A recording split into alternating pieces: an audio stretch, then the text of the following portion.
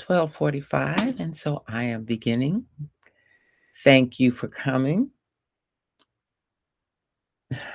Oh, it seems downward to some people. Those who haven't been through this cycle before,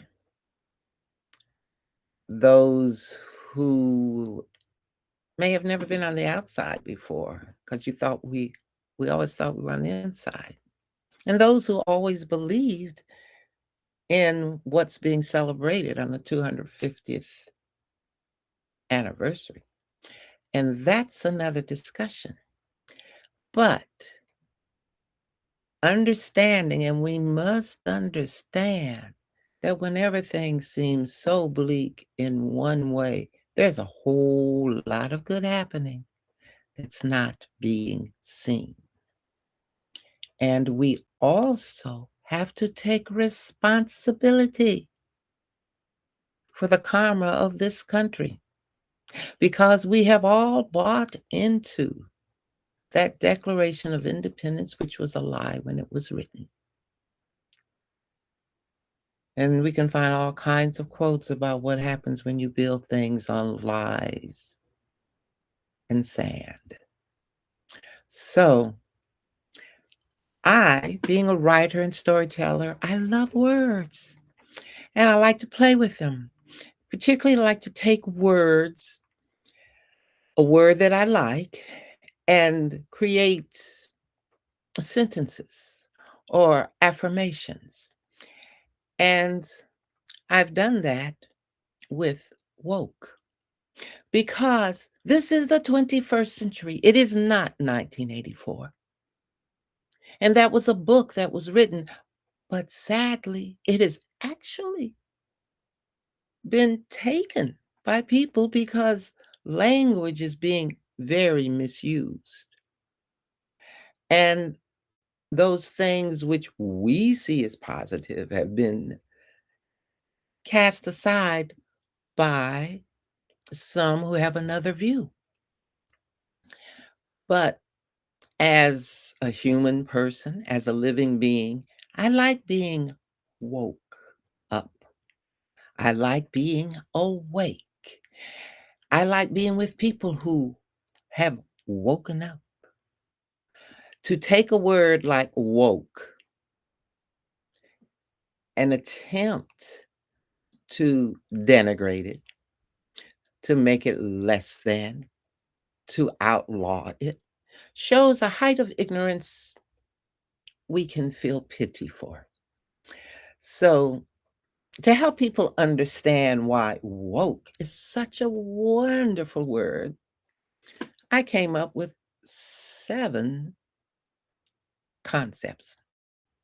All have the letters of woke in them. The first one is willing to openly know everything. 2, want only kindness everywhere. 3, wish on keeping equanimity. 4, where ordinary knowledge excels. 5, what observing keenly explains. 6, when older kin energize. And 7, why optimists key with empathy. Now, these were just thoughts that came at one time, though, because when I got the idea, I said, what is going to come up? And so, what I'm going to do on these lives is talk a little bit about each one each week.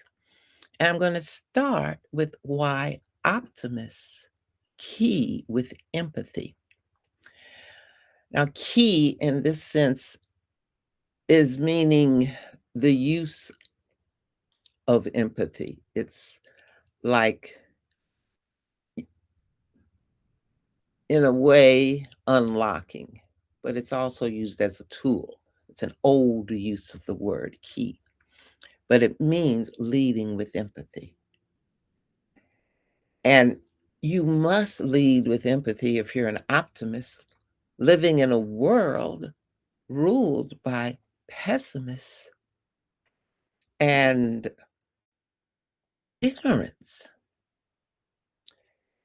If and actually there's no no need to spend a lot of time talking about the ignorance of many of the pessimistic leaders in the world who tend to be authoritarian and limiting of the people they supposedly lead.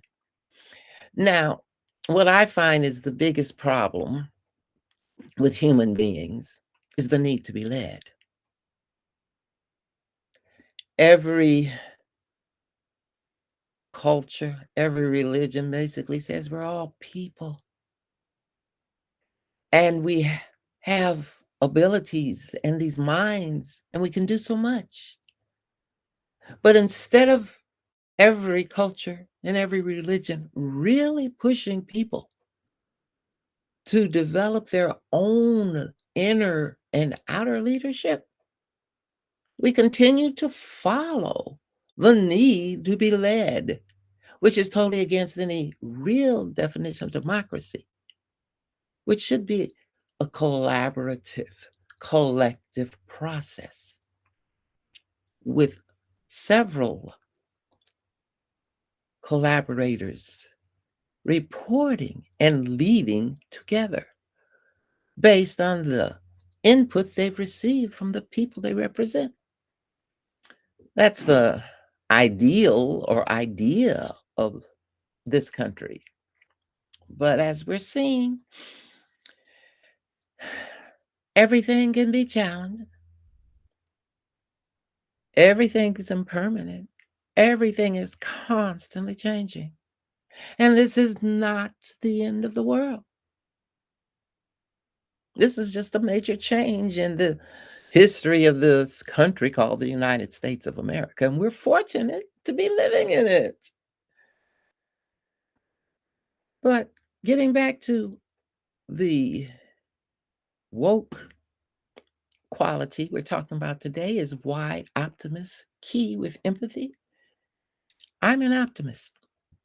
I'm married to a man who's not quite a pessimist, but every morning he gets up and he looks at the news on the Yahoo news site and even reads some of the comments.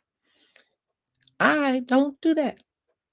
In fact, I very seldom look at any news sites except for the Substack people I follow. I read The Guardian. I will admit The Guardian is my source of headlines, and then the Substack. And I will say that Scott Dworkin and Heather Scott Richardson are my daily reads.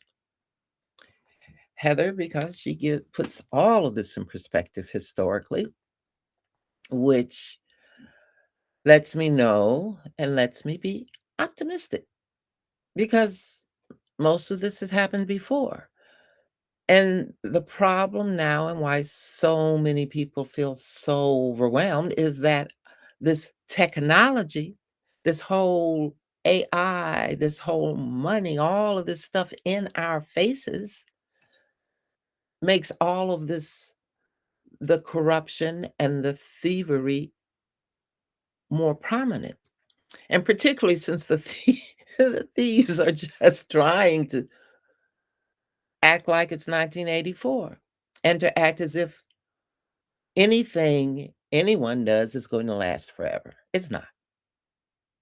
And sadly, many millions people die and suffer. And I am a descendant of people of a lineage that have many, many, many millions die. But we're still here. And eventually, this earth will transform, dissolve, but it's not happening within my lifetime or any of the lifetimes that I can visualize or vision. because my Buddhist teacher has told me there's 1,000 more Buddhas to come to this earth, like Shakyamuni. You may be one of those Buddhas. I could be one sometime, someday. So that's why I'm an optimist and I key with empathy. And it's more than empathy with me, it's compassion. Because empathy is at least a feeling of, oh, it's sad that people are being killed, that children are being killed. Oh, it's sad that women are getting put in jail because they have a miscarriage. Oh, it's sad that that wonderful, beautiful Kennedy Center that I got to sit in and watch performances in when it had just been built has been desecrated by someone who has no taste at all. And yet, there are some who say it's great. But I'm an optimist because I do believe in the power of the people. And I do know that there is the one thing other than love, the other thing that people will never give up ultimately is freedom. Now, we as Americans have been living in a concept of freedom, and we're seeing how easily it can be corrupted. But if we're optimists and we're keying with empathy, and we take that empathy to compassion, which means wanting to help ease suffering and end suffering, we're taking action. And that's happening every day in this country and around the world. And this is my little way of doing this. I have lived a long time and I can see that we can get beyond this.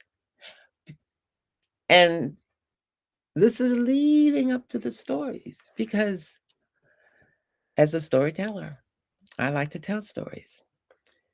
And I have a lot of stories that I've seen, that stories that will be held by story holders in the future. But I'm trying to do a little actual work and influence and shaping this present. And that's why I do the Substack. That's why we're looking at woke for the next 7 weeks. Today it was why optimists key with empathy. And next week we'll talk about another one. Thank you all for joining. And while you're here, I want to always mention the transformative power of love video library, which is now the TPOL event on haysummit.com to poll. And there you can listen to stories and talks I did about love and my concept of love, how love is more than just for entertainment, even though I'm quoting an entertainer because love is a giant. Everything else is small. And that's in the new Rolling Stones song. And they're an example of people who say they keep doing what they want to do, as old as they may be. And so I keep doing what I can do and want to, and encourage everyone to, working from a perspective of love.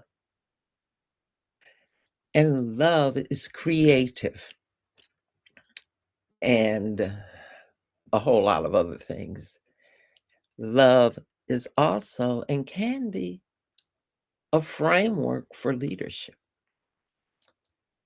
And I talk about that a little bit, and I'm writing a little ebook about that. And all of this is because love is the foundation of the luminous elder path. And the luminous elder path is the path I'm constructing and creating since I keep living and I keep saying I must be here for some reason. My spiritual teacher died over 10 years ago, and he was the exact same age as I am. My mother's gone. All three of my dads are gone. I do have a husband still, and he's younger than me. But I'm saying, what is it that I'm here to do? And today it's talking to you and saying, please continue to tell people about the luminous elder path because right now I'm offering a program with membership. And I know it's hard to decide to join anything these days or invest in anything. And believe me, I know. And I'm grateful for Social Security. But I know how hard it is. And yes, I would love to make some money through these endeavors, but mostly I want to create community and for us to move forward beyond the pessimism, to let us know that that downward direction's not coming from us. It's just karma.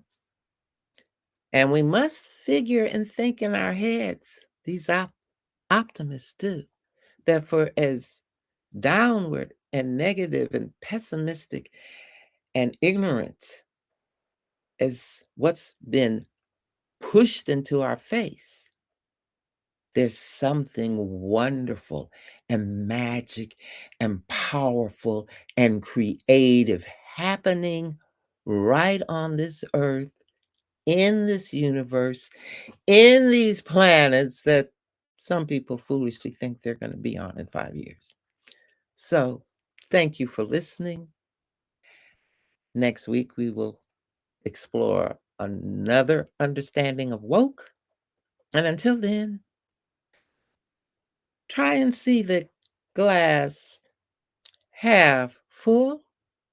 And if not, try and smile, breathe deeply, and get into the magic of being grateful. Bye bye.